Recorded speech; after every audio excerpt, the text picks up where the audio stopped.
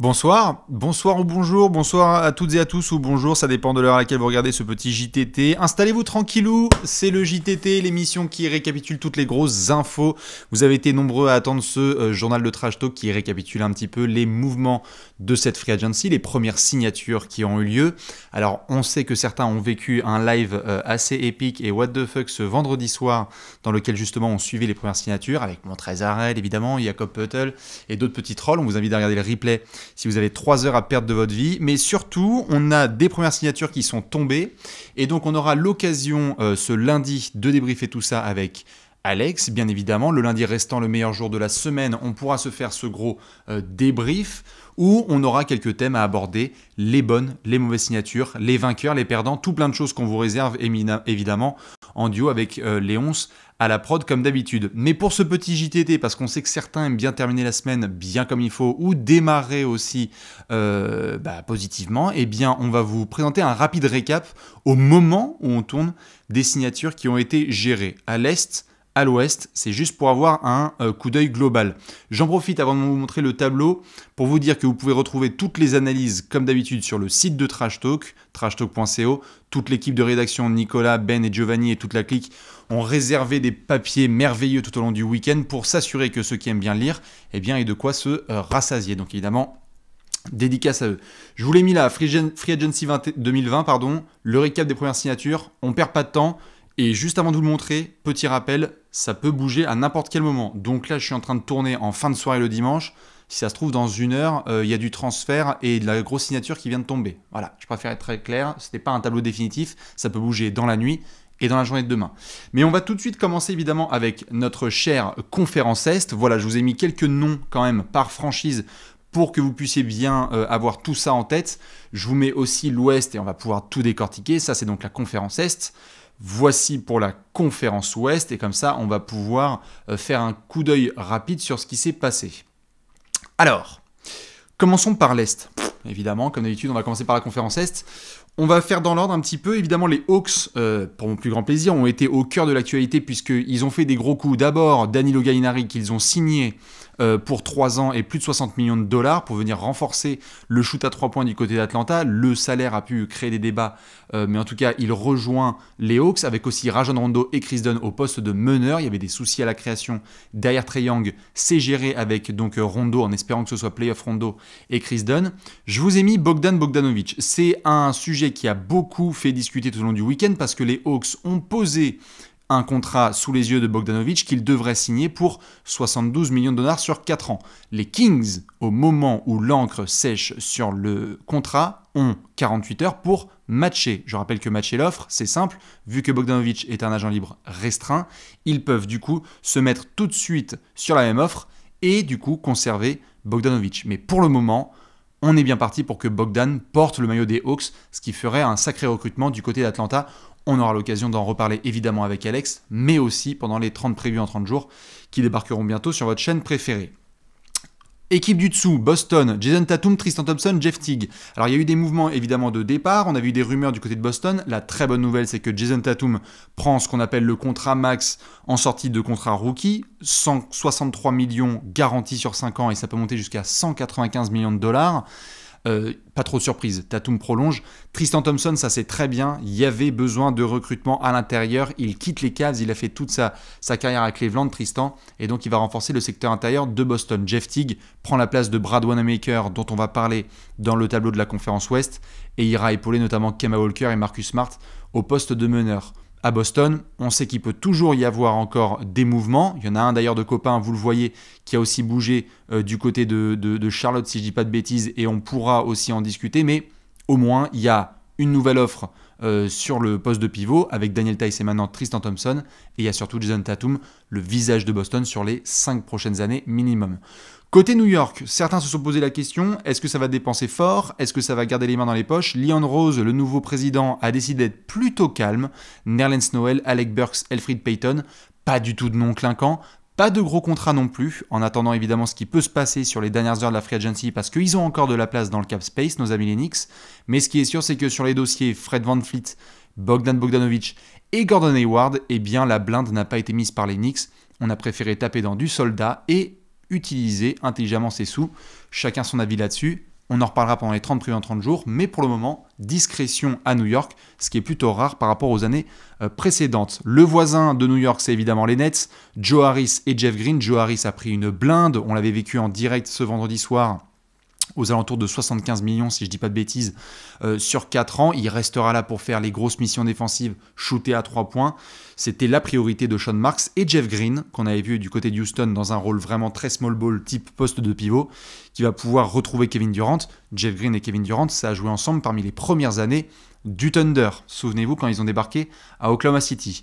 Chez les Bulls, 3 petites signatures, Denzel Valentine, Garrett Temple et Adam Mokoka. Alors Denzel et Adam, c'était évidemment de la prolongation. Par contre, Garrett Temple était du côté de Brooklyn, notamment l'année dernière, si je ne dis pas de bêtises. Besoin de vétérans qui puissent notamment se mettre dans l'oreille de Patrick Williams, le jeune drafté, et lui dire « Écoute, la NBA, c'est comme ça. Je vais te donner tous les petits conseils pour que tu puisses bien démarrer ta carrière. » Pour les Bulls, on le sait, il y a toujours besoin d'une option au playmaking. Peut-être que certaines options seront analysées et étudiées dans les prochains jours, mais pour le moment, c'est très discret avec Arturas Karnisovas qui va conserver pour le moment le noyau. On va à Miami. Miami, c'est important qu'on en parle parce que ce sont eux qui avaient démarré la free agency. On espérait voir des grosses signatures. La première qui est tombée, c'est celle de Goran Dragic. Le mot d'ordre du côté de Pat Riley, on prend le même groupe et on recommence. Ils sont allés en finale NBA, donc on conserve Goran Dragic, 38 millions sur 2 ans avec une team option sur la deuxième année. Meyers Leonard, quasiment 18 millions sur 2 ans avec une option sur la deuxième année. Les petits recrutements, c'est Avery Bradley et Mo Harkless. Mo Harkless, on l'avait vu du côté des Clippers et des Knicks. Avery Bradley du côté des Lakers. Voilà, il fallait du col bleu capable de bien défendre et qui peut rentrer dans l'identité Eric Spoelstra, pardon.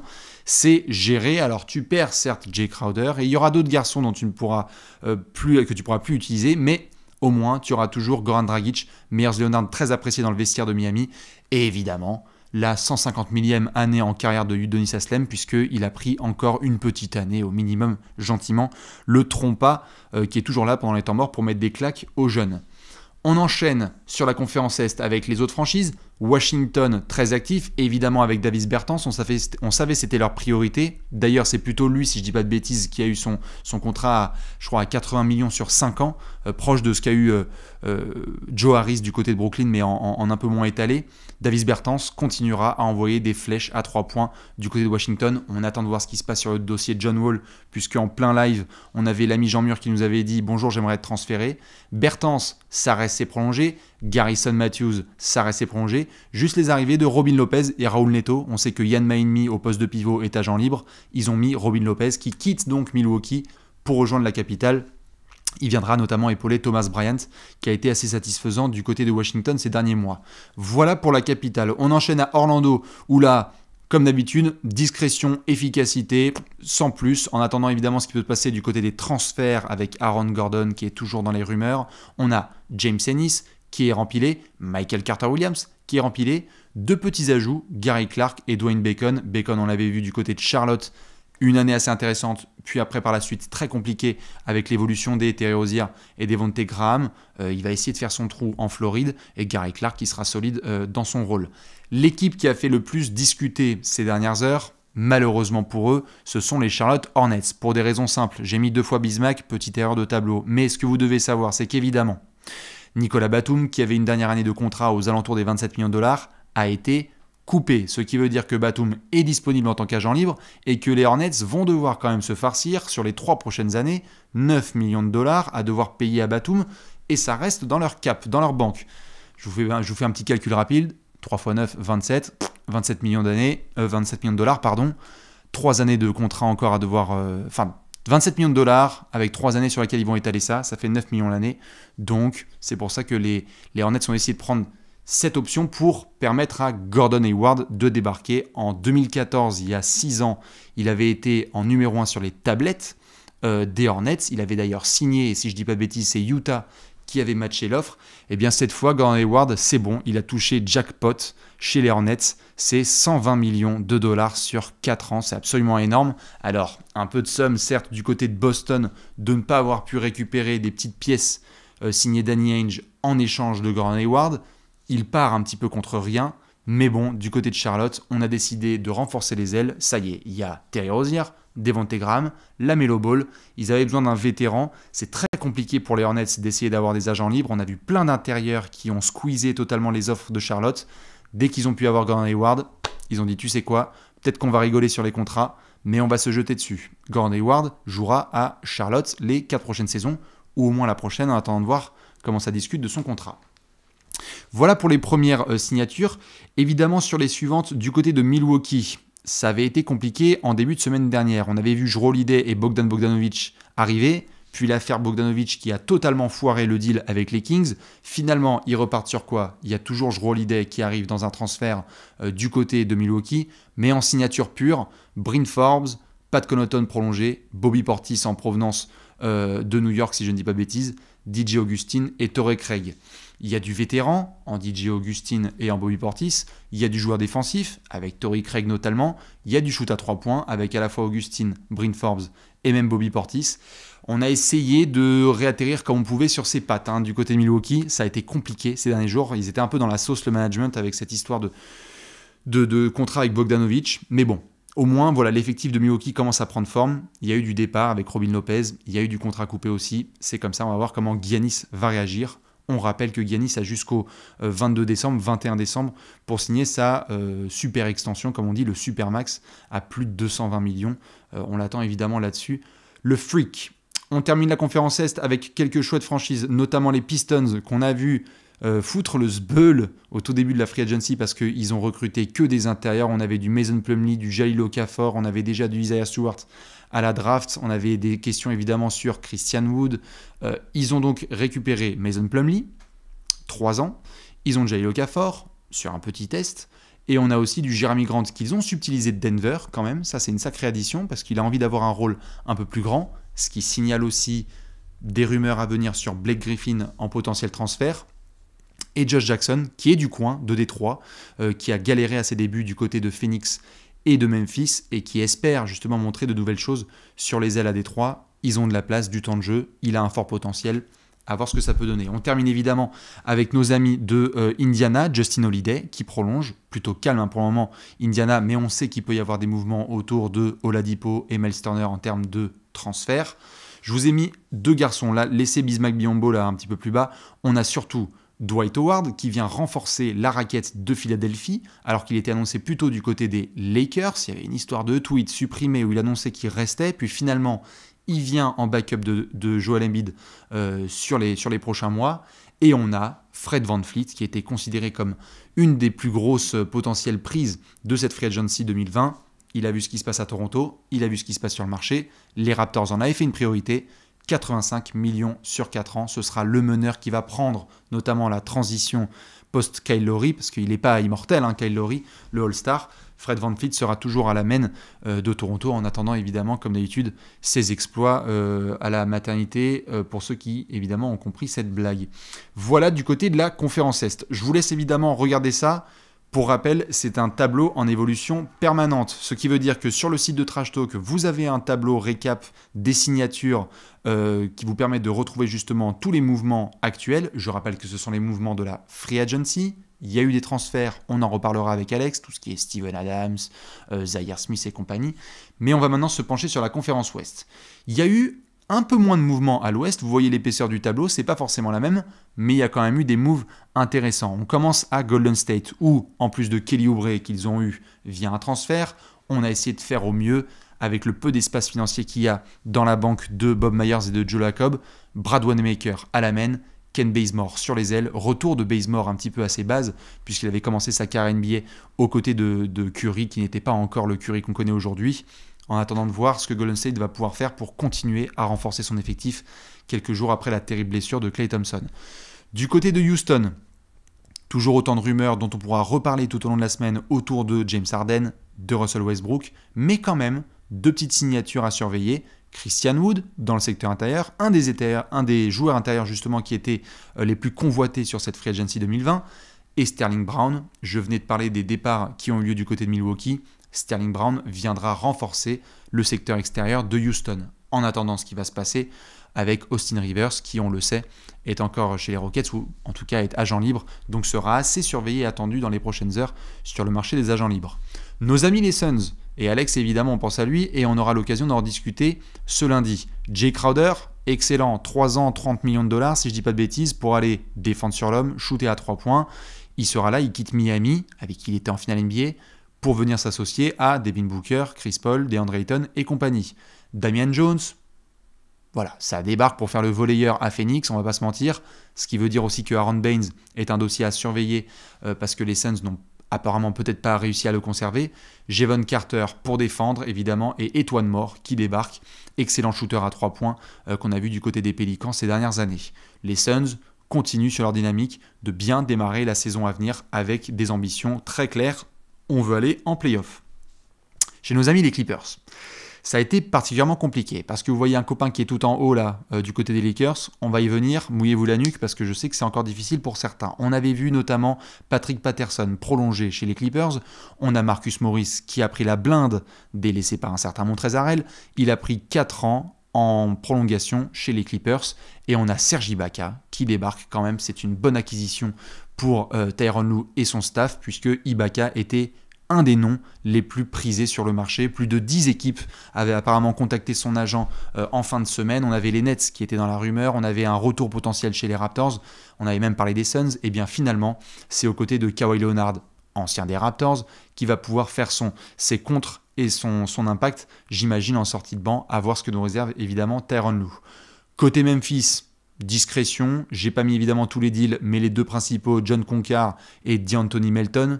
Excellente décision d'Anthony Melton qui va rester sur les prochaines années puisque c'est un contrat moyenne durée et qui va permettre à ce joueur à bon potentiel et bon défensivement de faire son petit trou dans l'identité de Memphis et de ce cher coach Jenkins.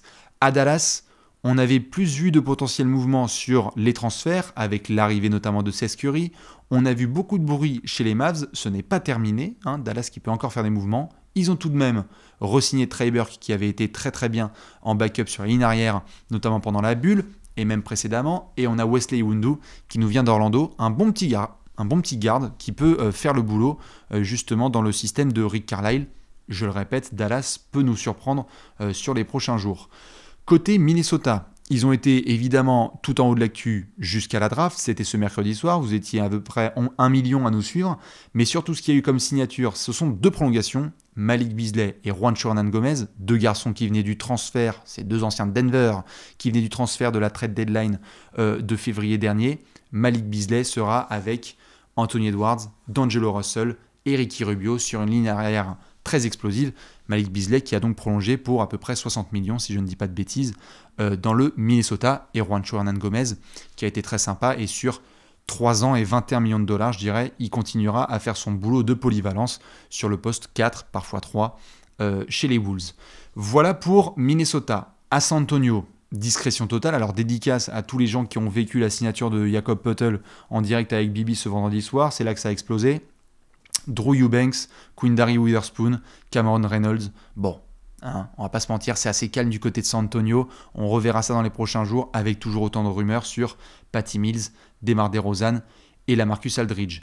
Denver avait assez mal démarré sa free agency parce qu'on avait vu, entre guillemets, on pouvait s'y attendre quand même, que notre cher Mason Plumlee allait partir. On a vu Jeremy Grant partir du côté de Détroit. On a vu aussi Torrey Craig partir du côté de Milwaukee.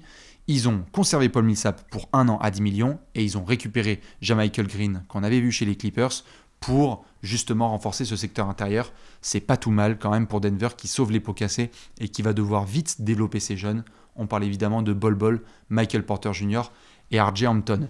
On enchaîne avec Portland, grosse franchise dont beaucoup de gens ont parlé sur les derniers jours. Pourquoi ? Parce que Neil Olshey, général manager et grand stratège de l'Oregon, il a dit, vous savez quoi, non seulement on a donc récupéré Enes Kanter dans un transfert, mais aussi on va garder Carmelo Anthony, on va prolonger Rodney Hood malgré sa blessure au tendon d'Achille, on a Derrick Jones Jr. qui vient un petit peu renforcer les ailes, et Harry Giles, la bonne pioche, difficile de savoir quel sera son temps de jeu dans le système de Portland, mais c'était une des pépites à prendre en sortie de Sacramento, Harry Giles qui viendra renforcer ce secteur intérieur où il y a déjà Yusuf Nurkic, Enes Kanter, Zach Collins et évidemment au poste d'ailier fort déjà du Melo, Robert Covington et compagnie. Donc très actif Portland. Je pense qu'il y a des messages évidemment qui sont passés du côté de Damian Lillard et de Terry Stotts Pour le moment, c'est très clair. Portland veut faire encore mieux sur la saison qui arrive et ce sera hyper intéressant à surveiller. Utah a géré évidemment ses 3 missions principales. La première, prolonger Donovan Mitchell. Il prend le max comme Jason Tatum. Il n'y a pas de surprise là-dessus. Il a évidemment pris son petit deal à 163 millions de dollars sur 5 ans, si je ne dis pas de bêtises, et qui peut monter lui aussi jusqu'à 195 millions de dollars comme Jason Tatum. C'est la même draft. On a aussi monsieur Jordan Clarkson qui est venu renforcer le banc en décembre dernier et les tests ont été tellement positifs qu'il a été prolongé. Je crois que c'est un petit peu plus de 50 millions sur 4 ans pour monsieur Clarkson. Et Derrick Favors, ancien de la maison, vachement apprécié par le staff du Jazz, qui reviendra prendre le rôle qu'avait Ed Davis et où ça n'a pas trop marché l'année dernière et justement faire souffler Rudy Gobert avec des minutes efficaces. Un boulot plutôt bon de la part de Utah qui gère bien ça comme il faut pour le moment sur sa free agency. Pas forcément la destination la plus sexy, mais qui parvient à garder ses joueurs. On surveillera évidemment le dossier de Rudy Gobert. Dans quelques mois, ce sera à lui d'obtenir ou pas sa prolongation contractuelle. On termine évidemment avec quelques copains. Déjà, monsieur Billy Hernan Gomez, que je vous ai mis là parce qu'il est passé un petit peu partout, les Knicks et les Hornets. Maintenant, il ira chez les Pélicans. Les Pélicans qui commencent à avoir une raquette, les amis. Steven Adams, Zion Williamson, Jackson Hayes, Willy Hernan Gomez. C'est peut-être pas hyper efficace, mais pour poser des écrans, il y a du monde. Par contre, chez les Lakers, c'est là que ça a fait mal. Au moment où je vous parle, il y a évidemment des tractations autour de Marc Gasol qui pourrait venir prendre la place délaissée par Dwight Howard, dont je parlais il y a quelques minutes, qui est allé renforcer le secteur intérieur de Philadelphie. Pour le moment, ce qui est sûr, c'est qu'on a Dennis Schroeder qui arrive dans un transfert, Montrezl Harrell qui est venu en signature en tant qu'agent libre, la grosse trahison, alors qu'il était chez les Clippers, il va juste traverser le couloir et maintenant jouer pour Frank Vogel. Kentavious Caldwell-Pope qui a été prolongé sur les ailes de Los Angeles et Wes Matthews qui est venu prendre directement le rôle de Danny Green, défense, tir à 3 points, expérience. Donc ça là-dessus, pas de souci. Je le répète, il y a évidemment des rumeurs sur Marc Gasol qui pourrait prendre un rôle mineur, mais pour quand même rejoindre Los Angeles pour aller chercher une nouvelle bague de champion. Alors qu'on avait parlé de Marco plutôt du côté de l'Espagne et de retourner à Barcelone pour y finir sa carrière professionnelle. Un garçon que j'ai pas mis là, c'est pas une mauvaise dédicace, mais je vais même, vous savez quoi, je vais même le mettre là maintenant comme ça, on sera sûr de l'avoir en direct, ce sera une magnifique dédicace pour eux, parce que quand même, je l'ai pas du tout oublié, c'est juste qu'il n'était pas dans les signatures à proprement parler. Notre cher De'Aaron Fox, quand même, il a signé chez les Kings, il a prise lui aussi la prolongation. Donc forcément, je devais au moins lui faire une petite dédicace. Regardez, je vais juste le faire là maintenant. De'Aaron Fox prolonge. Voilà, puisqu'il a pris donc le max, notre ami De'Aaron Fox. Je vous parlais à l'instant de Jason Tatum et de Donovan Mitchell. Boum, voilà. Je peux même vous mettre le contrat si vous voulez. Allez, comme ça on va faire ça en direct. Il y en a qui l'avaient vu justement en direct le vendredi soir. 163 millions de dollars sur 5 ans. C'est une bonne nouvelle quand même pour les Kings qui gardent leur meneur phare. Ils avaient besoin quand même de le conserver malgré ce changement de management. On a vu que du coup ça a bougé à suivre sur le dossier Bogdanovic. En tout cas, il y a Buddy Hield autour de qui il y avait des rumeurs. On a Tyrese Haliburton qui vient d'arriver à la draft. Sûr et certain, en tout cas, De'Aaron Fox continuera à faire ses contre-attaques avec le maillot des Kings. Je ne l'avais pas oublié, c'est juste que je ne l'avais pas forcément dans les prolongations totales. La bise évidemment à mes copains de Sacramento, en attendant que vous matchiez le contrat de Bogdanovic, et ce sera la guerre avec les Hawks. Je vous remets une dernière fois le tableau complet. Le voici, conférence Est.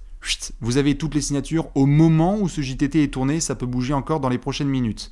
Voilà pour donc les franchises concernées, en attendant certaines qui pourront encore bouger, soit à la free agency, soit en mode transfert. La conférence Ouest, je vous la remets ici. Voilà, il y a tous les mouvements qui sont prévus, des franchises qui n'ont pas trop bougé, d'autres qui n'avaient tout simplement pas de place dans leur cap space. Mais voilà ce que ça peut donner pour le moment. Du coup, on va se retrouver, nous, évidemment, ce lundi, déjà pour débriefer de tout ça avec Alex. Dites-nous, vous, ce qui vous a fait kiffer pour le moment en termes de signature. Qu'est-ce qui vous a choqué, hein? Est-ce que ça commence par Gordon et ça finit par Hayward? Est-ce que vous avez kiffé certaines petites signatures? Est-ce qu'il y a des franchises qui vous excitent plus que d'autres? Des bons coups ou des mauvais coups? Évidemment, moi je vous fais plein de bisous. On se retrouve ce lundi pour débriefer de ce début de free agency avec Alex. Excellente soirée à ceux qui vont se coucher. Très bon début de journée aux autres. Des bisous, à bientôt pour le prochain JTT. Ciao!